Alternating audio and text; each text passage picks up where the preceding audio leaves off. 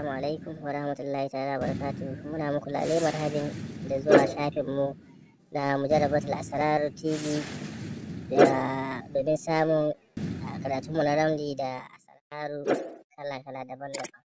To ku mana subscribe da like. Alhamdulillah. Assalamu alaikum wa rahmatullahi ta'ala wa barakatuhu. Maganin ana zubar tilawa kuma ko ta zube ma idan aka rubuta wannan ƙafa bakwai aka sha da zuma farar saƙa za a sai a yi ta ƙara. To idan bata daɗe da zubewa ba za ta tashi insha Allah ta'ala. Ga asirrin za a rubuta bismillahir rahmanir rahim wallahu ahad Allahu samad lam yalid walam yulad walam yakul lahu kufuwan ahad. Za a rubuta har wannan ayan sannan a rubuta wannan hatimin sai a dinga sha insha Allah har kwana bakwai. To za a ƙara tada tilawar insha Allah kuma annabi sallallahu alaihi wasallam.